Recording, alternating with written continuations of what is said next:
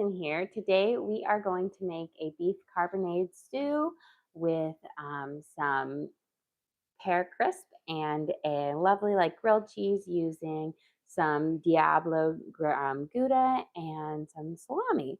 So let's start out by crisping up our bacon for our beef carbonade. We're doing a kind of a quick version of the beef carbonade where we're going to saute off our meat, remove it out, keep it nice and tender, and then we'll stew up the vegetables and everything like that. You can do two variations. One is a longer kind of cook stew where then you could just take this whole thing and pop it in the oven and stew it for an extra hour to make it extra tender. Or you can do kind of the quick version where you sear off the meat to a nice medium rare and then pop it back in at the end to kind of keep it tender that way. But we're gonna snip up our bacon, almost like bacon bits, and we're gonna sear it off in here.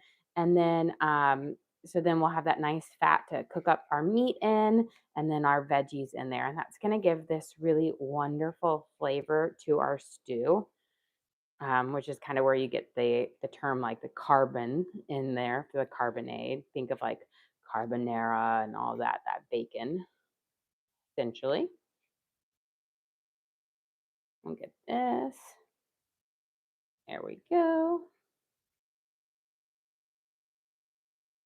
And turn my Dutch oven on. And we're going to get those toasting up. I'm going to wash my hands real quick.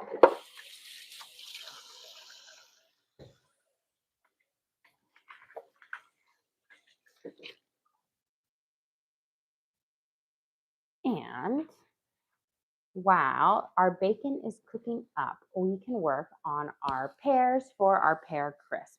So let me grab a paring knife for our pears. And we're going to slice them up, stew them up for a little bit. They don't need to stew as long as apples because pears are a lot more soft and not as firm. But I have several pears that are ready to go.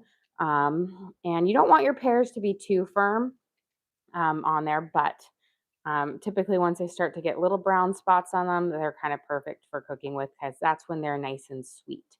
So I'm going to peel them because I don't love the skins on pears when they're cooked, but that's not necessary. Unlike an apple, pears skins do get a bit more tender, and so they're not as chewy on there. So you can keep them on and save a little bit of time if you want to.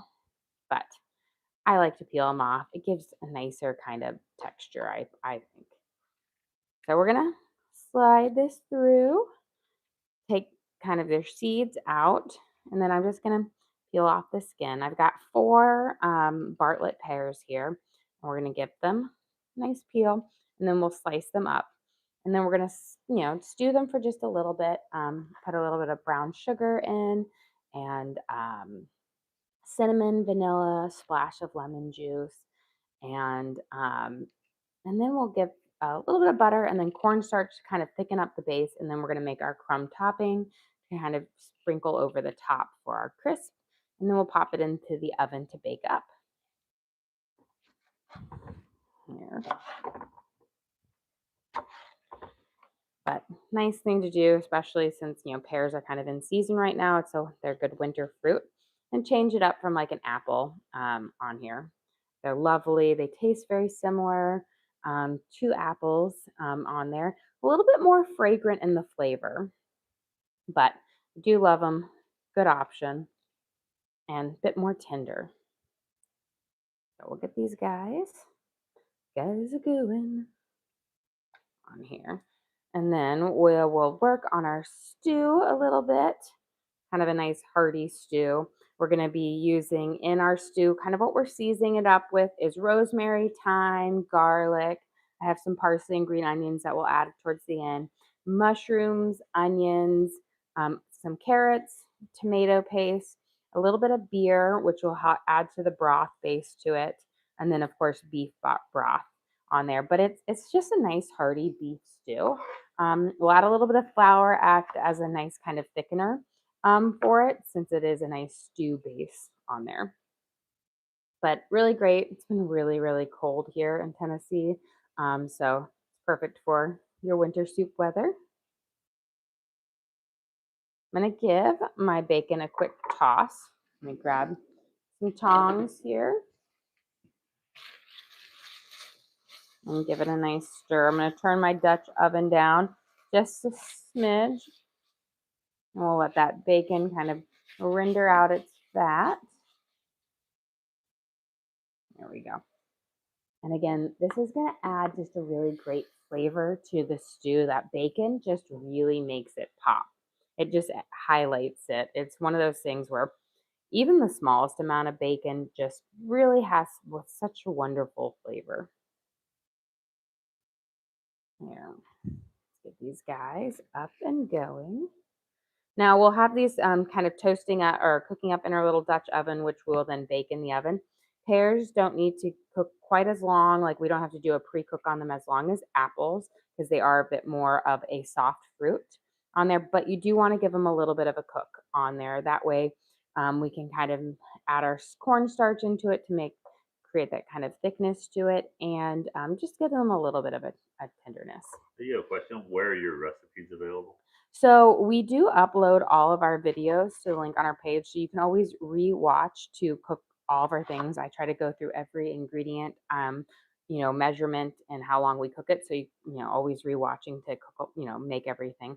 And then for our members, we do send out a couple recipe cards a month for our members on there. But everybody is able to re-watch videos and just kind of cook along with me again.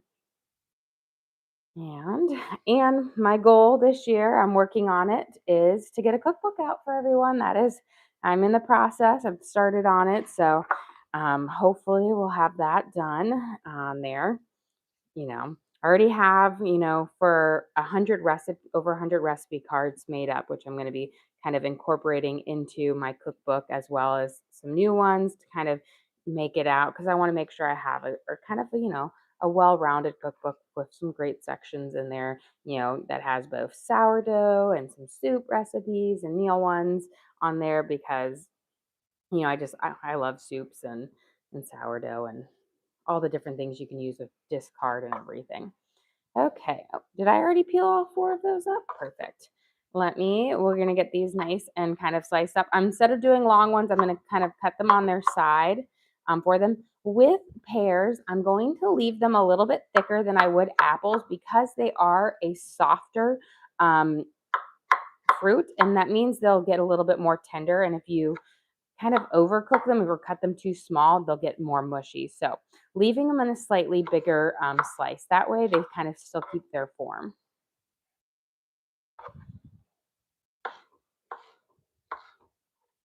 There. And this is, I will say, this is like a perfect small sized apple crisp on here, or not apple crisp, pear crisp, which it's nice when you don't have to commit to a huge dessert, but you have just something that's lighter, kind of a single serve where you don't have a lot of leftover.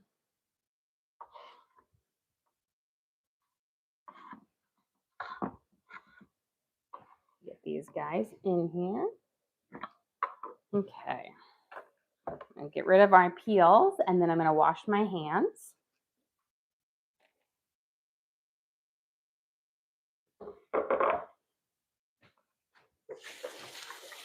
We'll get our bacon a nice little stir, and then we're going to add some spices into our pears, and we'll get them kind of going. Just going to scrape off any of those little bacon pieces that are sticking. I'm going to give, just a little bit of butter to my bacon here. Sometimes I have noticed that sometimes the bacon cuts aren't super high on fat recently, which means they don't render down enough fat to make them crispy. And I have found the only way to kind of remedy that is just to add a little bit of extra butter to it so that there is more fat for it to crisp up. So I added about a teaspoon. That way I have a little bit more fat in there for it to crisp up on there because my pan is a good size and there's just not enough in there to crisp it up nicely. For our pears, I'm going to add in about a teaspoon of butter as well. This is going to kind of work with the cornstarch later to keep it nice and like smooth, get sort of that chalkiness for it. We're gonna turn our back burner on. We're gonna add in about a half a teaspoon of vanilla.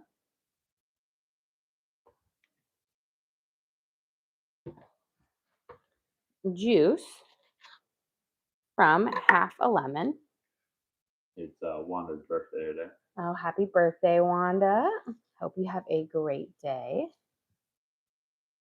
Say, January birthday. I was supposed to be born in January, but I never came. I had to be evicted in early February. There we go. So I've got my lemon juice in there from just half a lemon. Now we're going to add in brown sugar.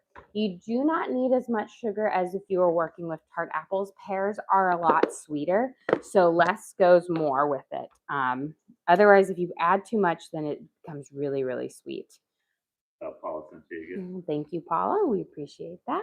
We're going to add in just under a half a cup of brown sugar because, again, pears are quite a bit sweeter than apples. And we have that lovely crisp topping on top, which gives a little bit of extra sweetness. And then we're going to add some cinnamon in as well. Good shake over. Around, around a half a teaspoon or so. And then mix these all up and kind of coat them. Loosen some of my cinnamon out the back, or my sugar. And then we're going to let them kind of stew up and kind of let their natural juices come out. Pears are also a bit juicier than apples as well. I've got a little bit of sugar on my hands, so give that a quick rinse. Give our bacon a nice little stir. There we go. Okay, it's almost there. Let's get our crumb topping made so that when our pears are done, we'll be ready to stew them up. So let me grab a bowl for this. So we're going to start off with a half a cup of melted butter.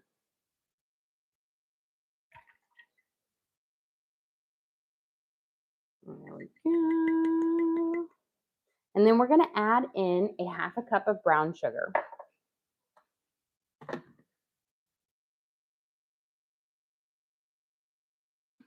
And you're going to want to make sure it's firmly packed.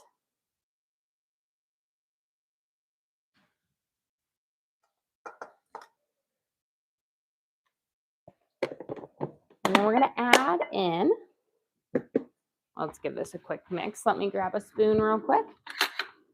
Mix our sugar and our butter together. It's going to kind of make a brown sugary syrup.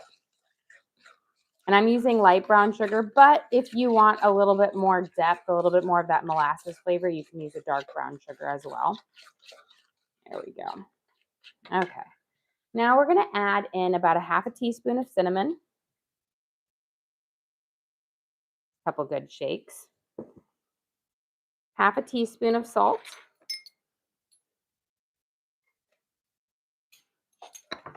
Half a teaspoon of baking powder, which is going to give this kind of crisp a nice puff to it. And then a half a teaspoon of, or not half a teaspoon, half a cup of oats. I'm using old fashioned. You can also use quick oats. Just don't use steel cut oats. Those will give you steel cut oats are really hard. And so they just won't turn out well in here. So we got our half a cup of our oats here. Let's mix this up. And then we'll coat it all and then we'll add our flour in. But I like to make sure all of these ingredients are mixed up well so that when we add our flour in, it will work well. Yo has a question for you. What is for dinner tonight? You are stealing my pears out of my thing. Tonight, I actually have a plan. I made it yesterday, so it was kind of what we were going to do for yesterday's dinner. So we're going to do chicken wings, twice baked potatoes, and corn muffins. And then we'll throw in some other vegetable as well. So maybe a salad. Oh, what kind of oats are you using? Old-fashioned oats.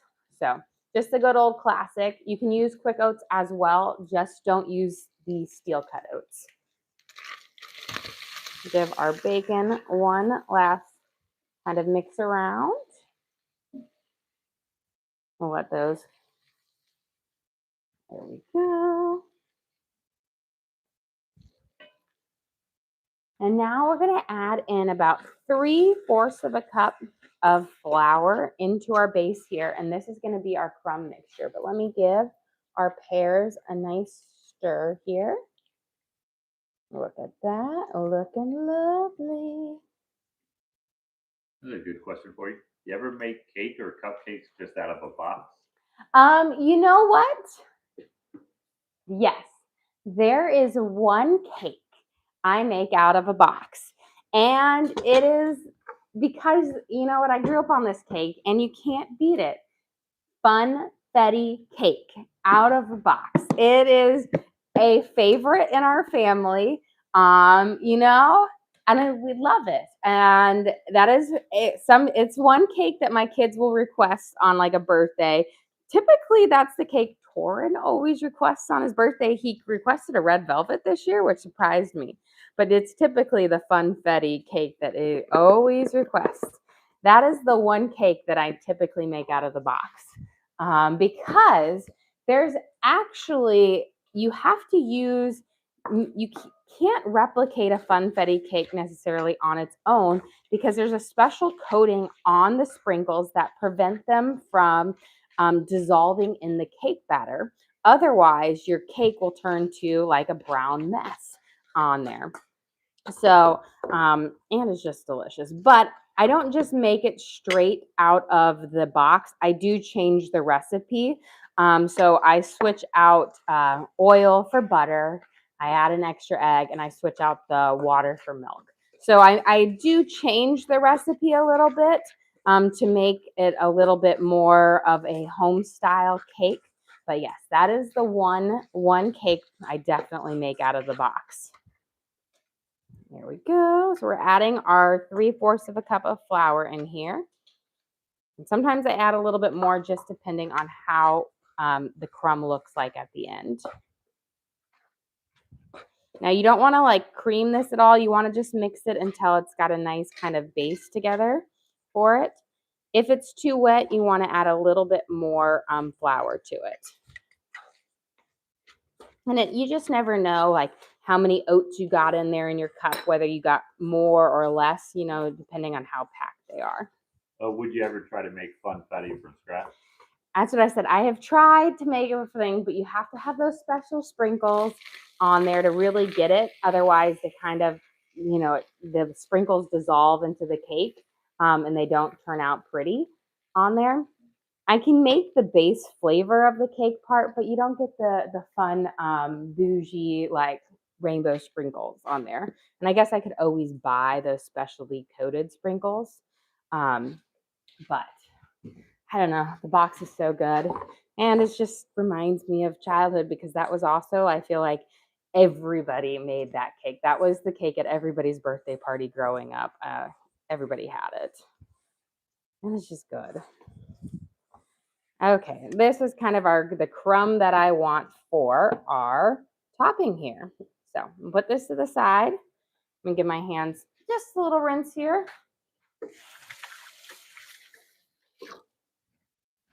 Okay, and now I'm gonna turn my bacon down just a smidge. And now that our pears are looking good, we are going to add a little bit of cornstarch here. That's gonna act as the thickener and kind of create a nice little gel on our pears that will allow all of that nice flavorful sauce to cling to the pears instead of it being soupy. We're going to dust it over and then we'll mix it in. Don't just like make a big clump in the middle or you'll kind of get like a cornstarch, almost like a dumpling. But mix it in. And that butter in there that you added in there will help kind of get rid of that chalkiness flavor that cornstarch can have. And, you know, kind of those less, you know, heavy bases. Add a little bit more. You're going to use around a tablespoon, tablespoon and a half to get the right thickness that you want. But I just go by little, and then I stop once I see the sauce, kind of the fruit juices from our pears, kind of coating up the apples well. Or the apples, not the pears well. They just look too much like apples. Just don't leave it too runny, because then it will bubble up into your crisp, and it will make it to where it's like it will flood it to where it won't crisp up as nice. Here we go. This looks about perfect. So you can see how that sauce just coats each one on there nicely. Beautiful. So every time you stir, it just moves with it. I'm going to turn my heat off and set this over here. Move this right up here. And then I'm going to spread out and push my pears down. We're done with this. And then we're going to take our crumb topping and we're going to sprinkle it over the top. And we'll try to do it as evenly, and then we'll fill back in.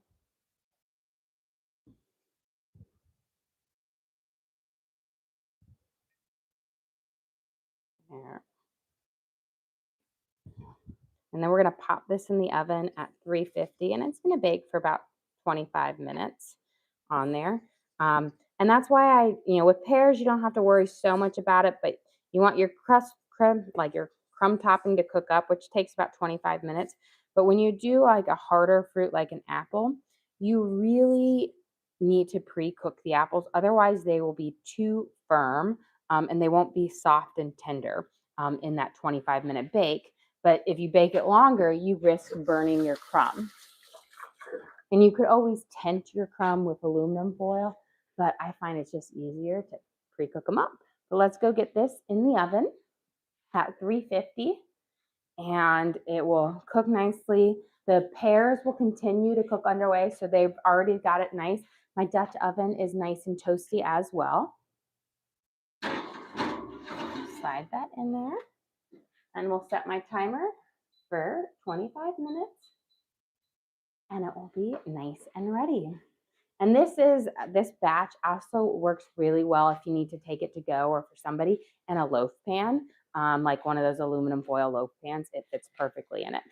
Okay, our bacon looks pretty darn good, nice and crispy. It's at that kind of medium crisp. I don't like it to get too firm because I don't want it to be hard and crunchy in our soup. I like it to be a little bit more soft, but enough to have our flavor out. I'm going to remove our bacon and put it to the side, and that's where we'll add our meat to it. There we go. And let's put it, just make sure I get all those little bits. We're going to sear off our meat in here after we season it up, and then we'll cook all of our vegetables kind of in those meat drippings. We've got carrots, onions, mushrooms, garlic. We'll make our rich kind of base. And then we'll throw this all back in at the very end.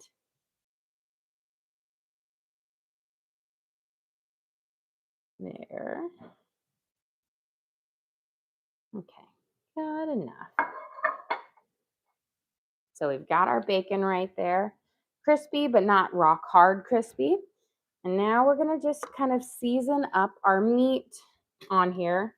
We're gonna use a little bit of black pepper. I'm gonna turn up my pan just a little bit now, since we're about to drop this in here. A little bit of onion powder.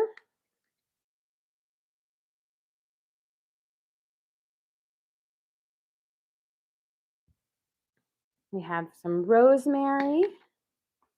Nice little sprinkle over. Don't go too heavy on it. Dried rosemary is a pretty strong flavor, so I use probably around half a teaspoon.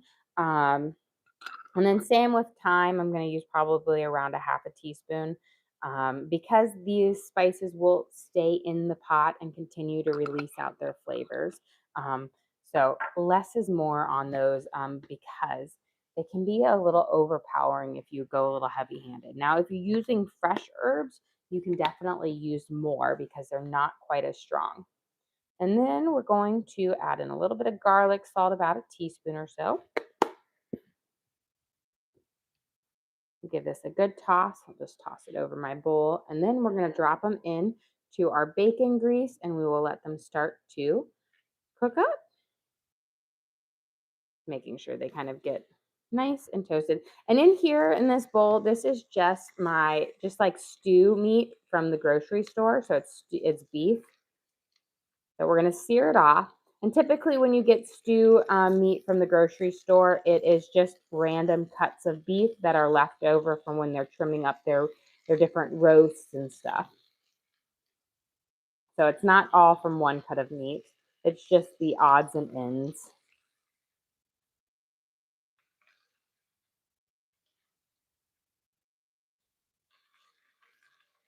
Okay.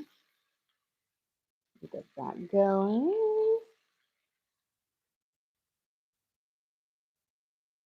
I think we can slide these all on here, because I think we can make it to where they each have a spot. It will be a snug fit, but we can make it fit instead of having to do 2 batches. Okay, we're going to sear them off on both sides until we have a nice kind of medium rare in there. When we take them out, we'll let them kind of sit and cook for it, or they'll sit with our bacon and continue to cook through that residual heat, but then we'll throw them back in our soup at the very end. Okay, while we're waiting for that, let's prep up our veggies that are going to go in next. We're going to have our onion, and then we'll have carrots, mushrooms, garlic on here. So it's kind of a nice, lovely, rich, wonderful stew base. You have questions? Can you go over what you've done so far? Yes. So we have about a half a pound of bacon that we chopped up, and then we sauteed in the pan, and then we are searing off our about a pound of stew meat that we seasoned with rosemary, black pepper, thyme, onion powder, and garlic salt. And we're going to sear those off on both sides, kind of cook them to a nice medium rare, and then we'll remove them out and put them with our bacon. And then we're up to right now where we're chopping up our onions, and we're gonna sear off our veggies next, and then we'll finish up our soup. This is for our beef carbonade stew, which has just a lovely rich beef stew. Got our carrots, or our onions. It's fun. I always chopping that, but if I look at something else, I'm instantly say the wrong thing. Okay, it looks like some of my pieces of meat might be ready to flip over. It looks we've got some nice sears on them. Yeah, cowboy hat. Yeehaw. There we go. So we're going to flip these.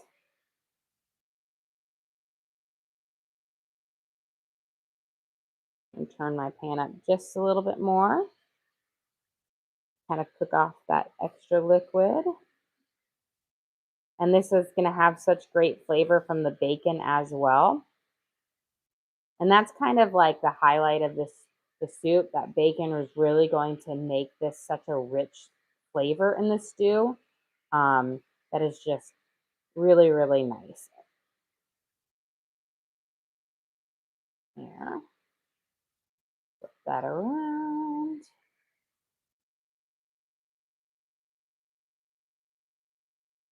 Get these all turned. And then once these are kind of a nice sear off on the other side, we can start removing them. Brenda sent you again. Well, thank you, Brenda. We appreciate that. There we go.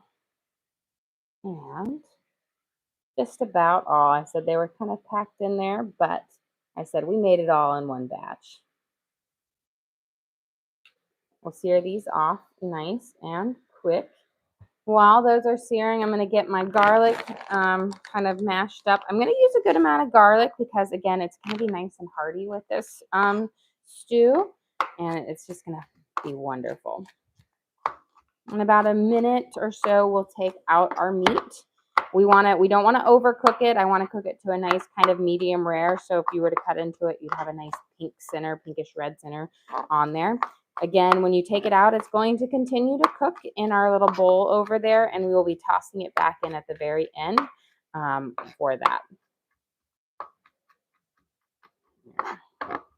Get these garlic minced up nicely. It will be about a tablespoon and a half when I'm done mincing it up.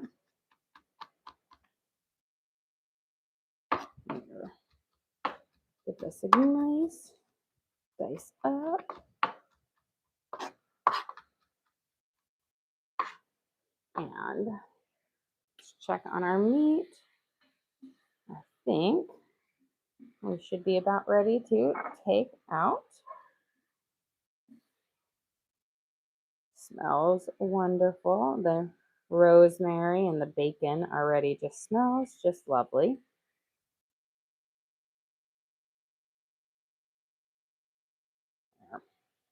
We'll remove this, and then we'll cook our onions and kind of our meat drippings there, and then we'll add in our garlic, and then we'll dice up our carrots next.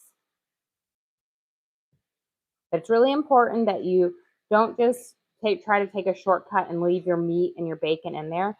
Doing that will cause your meat to get overcooked and get really, really rubbery and just won't turn out as well. You want your and it prevents your vegetables from getting a really nice sear on them.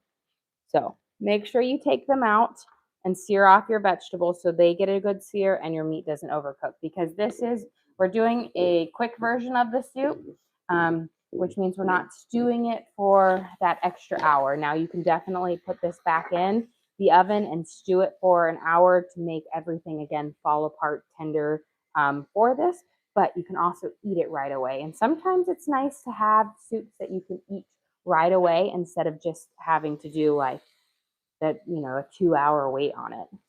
Let me grab a little bit of butter in here to add with our onions.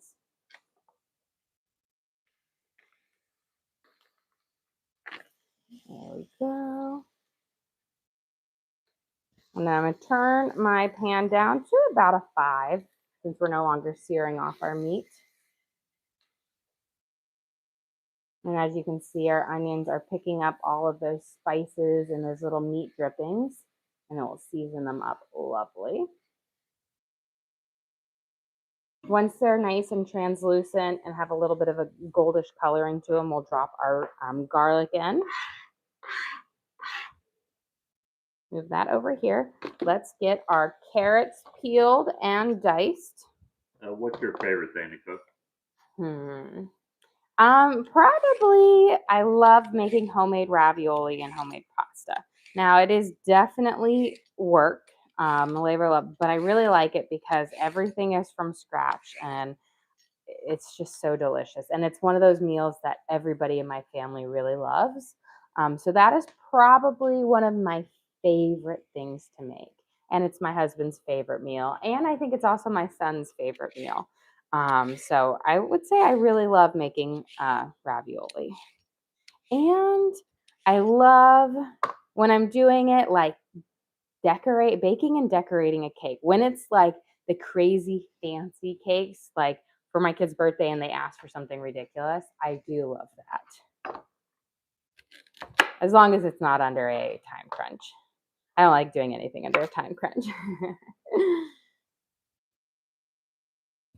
Okay, let's get our carrots here. I'm going to dice them up so that we don't have too big of chunks on there. That way they'll get nice and tender a little bit faster. Gives them a little bit of help.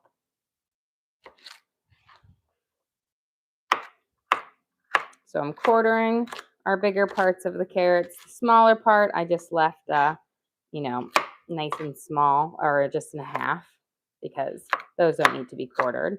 But the big, thick part, quarter it up, because otherwise it's a huge piece of carrot. Do you ever make pear cake? Yes, I do.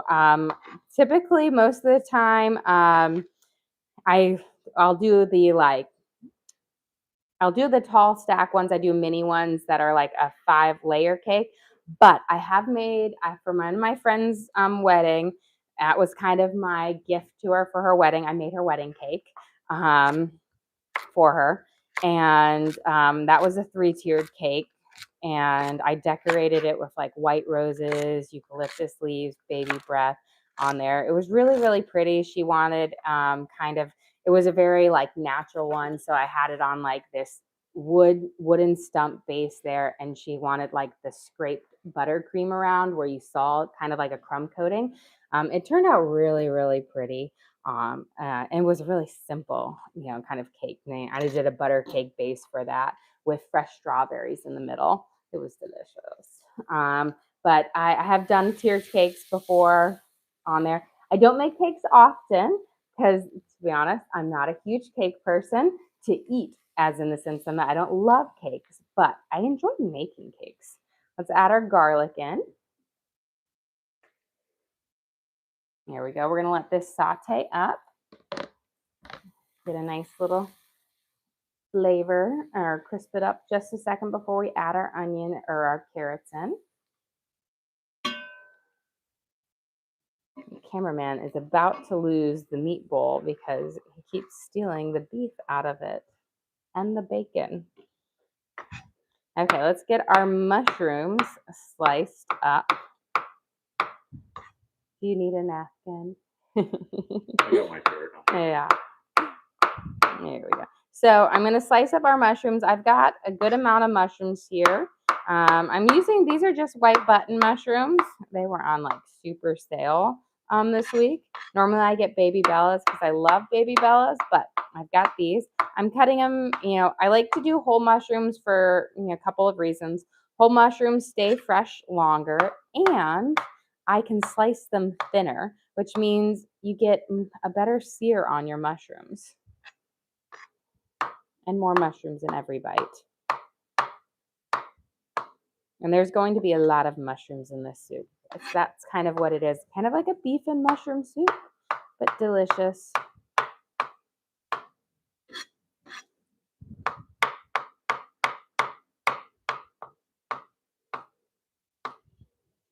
Yeah, and then we're going to toss our carrots in just a second.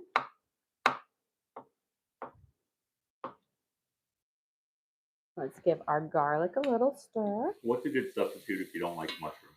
So if you don't like mushrooms, it's kind of you'd have to kind of change up the soup a little bit and go in a different directions. You could sub it out for a potato and just do a potato soup and do a beef and potato. Or you could, if you like zucchini, you could sub in zucchini, which would be a somewhat similar texture to mushrooms, but not really the flavor. Mushrooms are kind of hard to kind of match that flavor and texture. They're unique on their own in there. So you would have to just kind of change it out with a whole nother vegetable. But this soup would pair lovely with both potatoes, or you could do a zucchini. You could just pick a vegetable and sub it completely out for it. It would just kind of change the dynamic of it. But they'd all kind of work well with it. I would say potatoes would be a really good one because, carrots, onions, bacon, they all work with potatoes.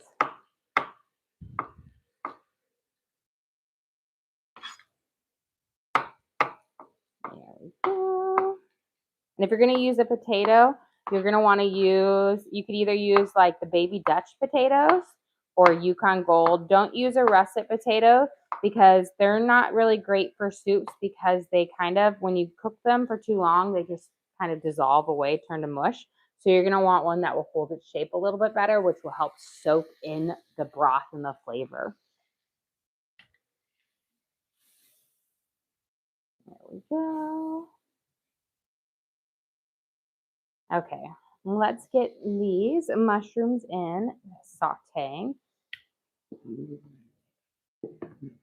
So we have, this is about 12 ounces of mushrooms, so like 1.5 cartons of mushrooms. but slice nice and thin, which makes you feel like you have more mushrooms than you do. So you have a question? Is it possible to make homemade bread if you don't have a KitchenAid mixer? Oh yes, I make homemade. I make homemade bread all the time, and I rarely use my KitchenAid mixer for it because I just don't want to lug it out. Sourdough is really easy to make without your KitchenAid mixer, and same with a yeast bread. Um, the only thing is like if you want the light and fluffy things, people with the KitchenAid, it's easier because it doesn't stick to you as much. But when I make like just earlier this week, I made a cinnamon swirl bread and it's a really light and fluffy bread. But that means that dough is a little bit sticky. What I do when I'm working with it is I just coat my hands in butter because there's already butter in the dough. And that allows me to work with it without it sticking and creating all this tack on me. So I work a little bit more butter into the dough, which makes it delicious. But I don't have to worry about, you know what I mean, like it sticking all over and part not. So yes, you can definitely make homemade bread without a mixer. It's really, really easy on there. I mean, they've been making breads for hundreds and hundreds of years, and KitchenAid mixers have only been around since the beginning of this century. Okay, Wow. last century. You're right. I guess we've been in this century for a while, haven't we? you know, if you're, I feel like, I don't know if anyone else likes me, but you feel like the 90s were like last week. That's me, you know, but I feel like it's just the other day we were celebrating, the 2000s and Y2K. I still remember my mom panicking for when it was turning, the year 2000, and she stocked up on canned goods in our basement downstairs just in case the end of the world happened, just in case. A little paranoid there. Um, it did not happen, except I remember some guy from Blockbuster got like some like multi-million dollar fee for a late movie. Outside of that, we are going to make our sandwiches, and can have those starting to cook up. So we have our honey. It was kind of a honey oat bread with what I did is a kind of a honey inclusion. So I put it during our swirls in there. So it has this nice kind of faint honey flavor to it, where you see these are like the pockets where the honey was. And it is so delicious. My husband said this is one of his favorites because it has just this very, very mild sweetness to it, which I actually think is going to pair really, really well for the sandwiches because it's not a exceptionally sweet bread, but it has that, almost like a honey wheat, those nice little undertones to it. And then, of course, we have our nice oaty top to it. But just I didn't actually put the honey in the dough because honey increases the speed of the proofing. And I didn't want it to proof so fast. But what I did is during the lamination process, I just drizzled it on there so you can get that honey flavor. And it was delicious. Okay, let me grab my butter. Spread a little bit of this butter on each side. Now, the only downside of doing the honey during the lamination process is it does make it have a little bit more of a bubbly bread, which I know lots of people love the bubbles on there. I typically like a tighter crumb, so I typically have a slightly shorter proofing time to have a tighter crumb. And the only reason I like a tighter crumb versus the big open crumb is simply because I like butter on my sourdough, and when you have big holes in it, that butter tends to fall through. And you have a question? Is your butter knife wood? It is. So this butter knife was actually gifted from my friend from Sweden. From her mom lives in Sweden, and so she always sends me a little stuff from it. So this is my butter paddle, and I swear my family cannot live without our butter paddle. If you've never had a butter paddle, you've never lived before because this thing's amazing. It's the best. It spreads butter so nicely, and my kids, when it goes missing, and it goes missing because Jack will steal it, and then I'll have to go search for it. And then it has to get a deep cleaning because he stole it and ate the butter off of it. But it is just spreads the butter so smoothly, and it is just so wonderful. We're gonna get our cheese on there in just a second. Back to sourdough. You have a question. What is the lamination process? So the lamination is after you've you've done your counterproofing on your dough, like so that bulk proof. You stretch it out into this big rectangle, which is what you're going to do right before the shaping. And this is where you can add in some inclusions, where those are like extra flavors like cheese or cinnamon sugar, spices or whatnot, or you can keep it plain. And then you kind of fold it over and then you roll it up. So it's the stretching out process, which helps kind of develop the shape of your dough so that it's not super flat, but actually like rises up on there. And so that's the lamination process. And I feel like with most people, until you start your sourdough journey, there's a lot of terminology and things that you just don't know because uh, there's just a lot of things, you know. I remember when I started, I was like, what do you mean by stretch and fold? Because when I make yeast bread, we call it kneading, but for sourdough, you don't need, you do stretch and fold because it's a high hydration dough, which means it's a very sticky dough. So it's different working with sourdough than with a yeast dough, but I will say it's very rewarding and it is very delicious. Okay, we've got some cheeses here. This is called the El Diablo, which is a scorpion pepper Gouda. And we're debating whether we can do a sandwich with all scorpion pepper Gouda or whether we need to do a half and half on it. So we're gonna give a nice little. I'm gonna have the cameraman test out the cheese first. I'll do a little thing. Well, I, I'll start going on there. He's good to go. I'll do my my sandwiches is going to be just regular Gouda because if you guys know me, I can handle next to no spice. Okay.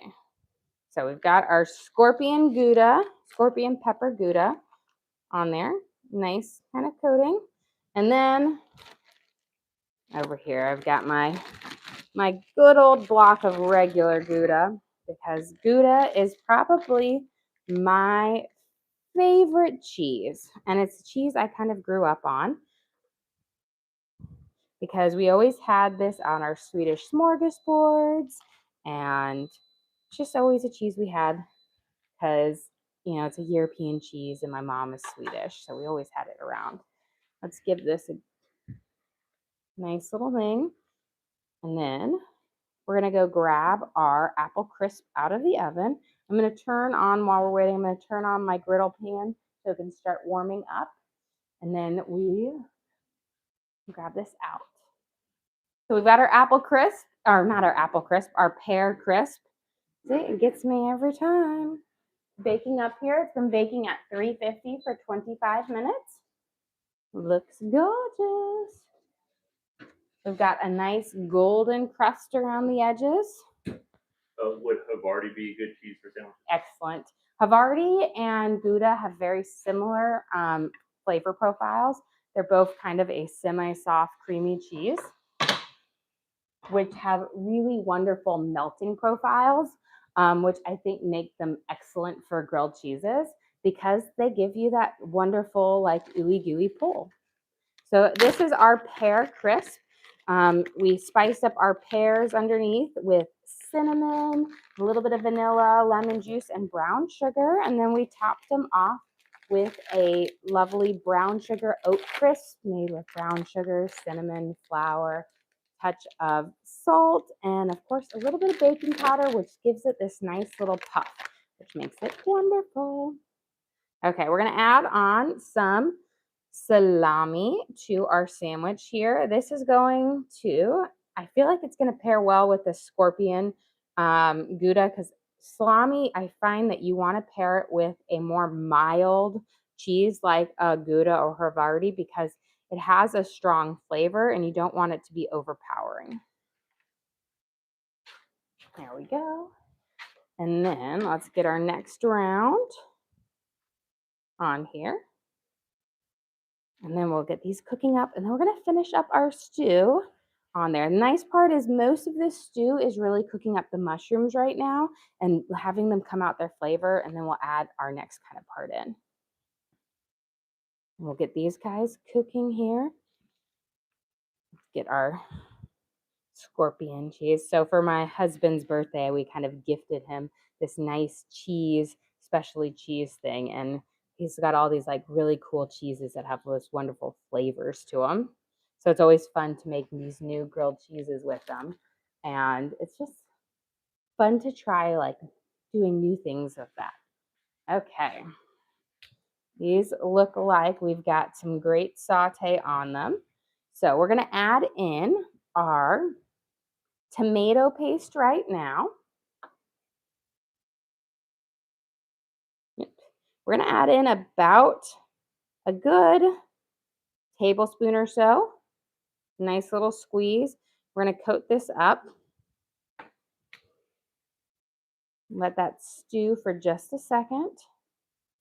And then we're going to add in just a bit more thyme and rosemary and some of our spices. And then we're going to add a sprinkle of flour in here because, again, that's going to be our thickener for this. So let's get our spices in here. Don't go too heavy on these because, again, they have a bit of a nice kind of kick to them. But a nice little sprinkle over, just a little bit more. Using like just around a half a teaspoon max.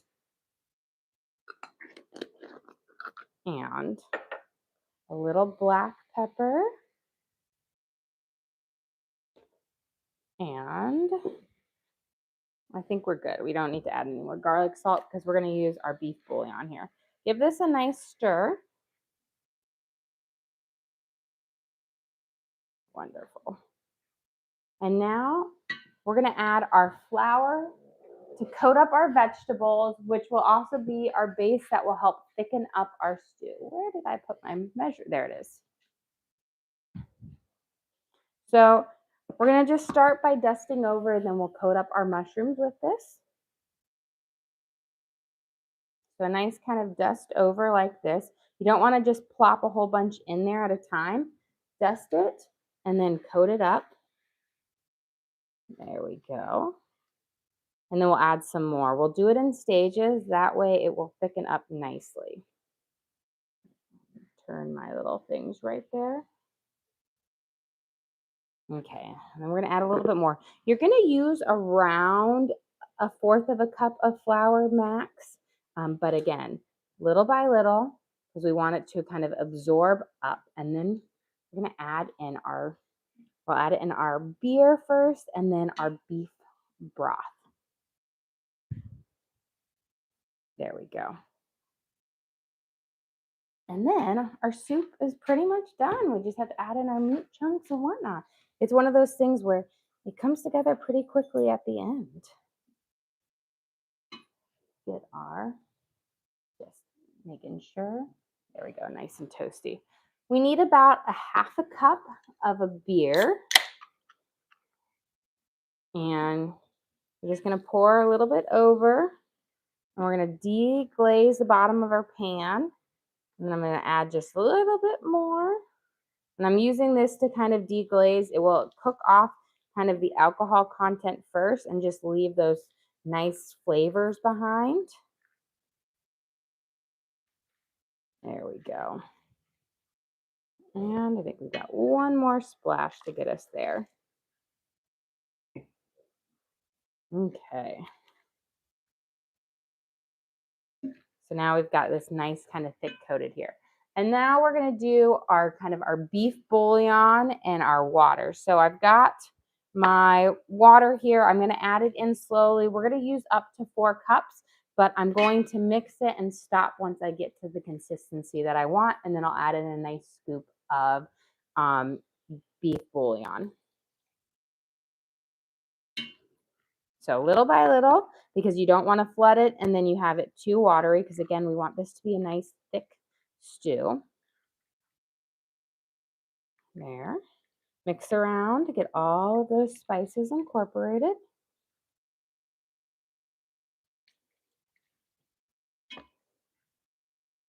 here. Mixing it up, and then just again scrape on the bottom as you go. And a little bit more.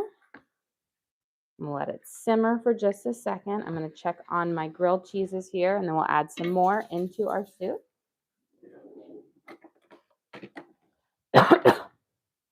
Let's see how these are cooking up. We've got a good melting on here, just about. I'm going to give them a quick rotation.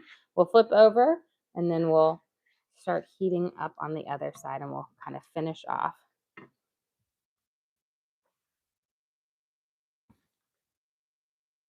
And then once we get our broth in here, I'm going to turn up my base a little bit so it heats up a little bit nicer. Here we go. So far I've got about 2 cups in here, and it's looking pretty good. And again, we still are going to have to add back in our bacon and our meat chunks. Oh, Paula sent you another good. Oh, well, thank you, Paula. We truly appreciate that. There we go. And I'm going to scrape around. I'm going to let this come up to a simmer. We might add a little bit more, but I'm going to add in my beef bouillon while we wait.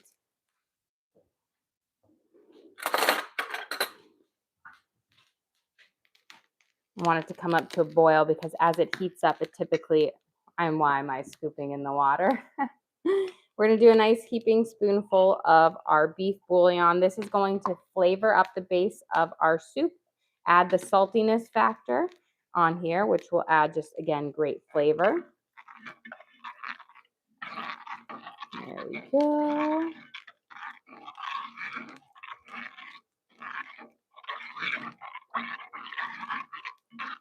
Once that's kind of dissolved, we'll see if we need to add any more. And I think I'm going to add just a smidge more liquid, but I don't think I'm going to use all of it. I think I used about 3 cups of my liquid.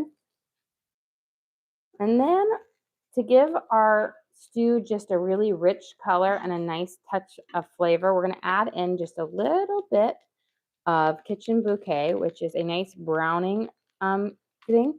Just a small bit, but it's going to turn this to a really rich color.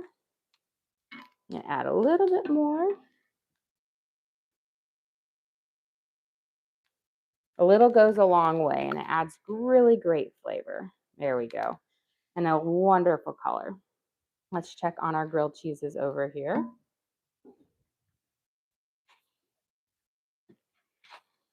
Wonderful. They are toasting up nicely.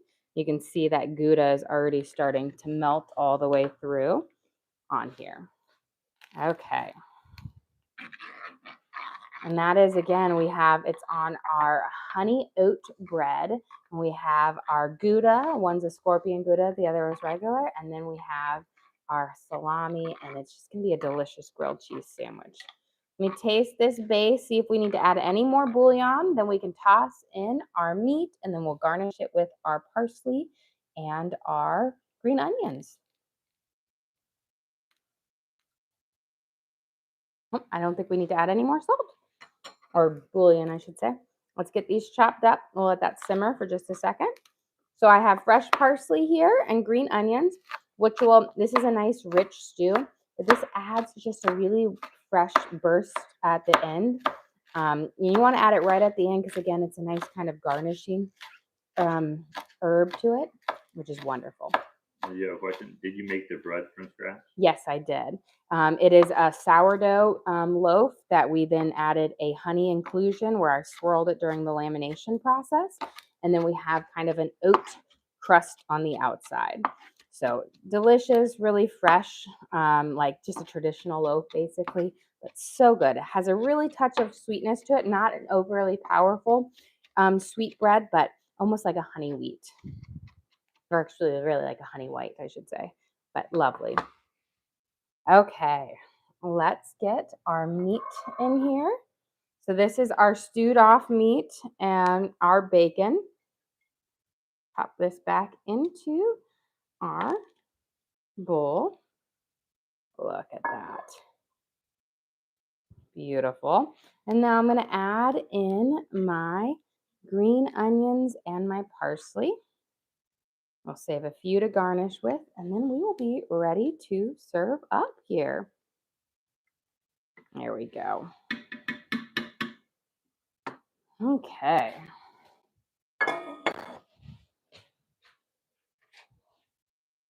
Gorgeous. Beautiful. Okay. We've got our grilled cheeses ready. We've got our pear crisp, and we are ready to serve up dinner or lunch. Dinner. Okay.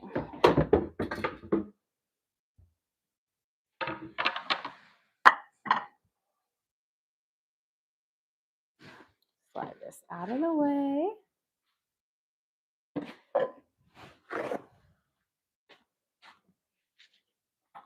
And bring this. We need a ladle for our soup.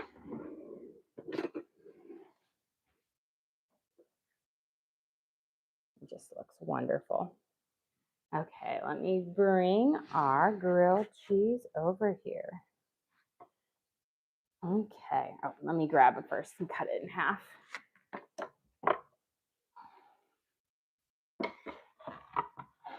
Okay.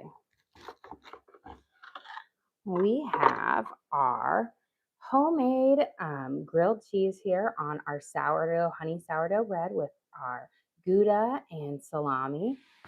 And this will be delicious on with our beef carbonade soup, which is made with bacon, beef stew meat, and a rich beef-based sauce, mushrooms, carrots, onions.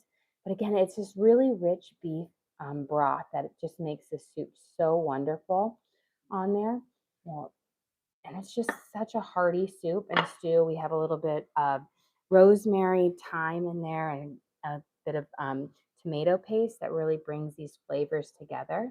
And then for a touch of sweetness at the end, we will serve up our pear crisp with this lovely oat crumb on the top. We spiced up our pears with cinnamon, vanilla, lemon juice, and brown sugar. So they've just got this wonderful warm spices to it and that great oaty crisp crumb topping on it. Well, guys, thank you so much for joining us here. Don't forget to like and subscribe. I try to do live cooking shows every single day, kind of show you what we're making for our family and hopefully teach you guys something along the way. Again, we do upload all of our videos to the link on our page. So if you ever want to recreate any of these recipes at home, you can just go to our page and search for what we made, our beef carbonade and our pear crisp, and you can always watch and cook along with us again. We also have a link to our Amazon storefront that has all of our different cooking gear and gadgets in it. I've got my griddle pan, my Dutch ovens, my knives, cutting boards, all the different things that I use for sourdough. I have them there for you guys to check out. But again, thank you so much for joining us here. Don't forget to like and subscribe.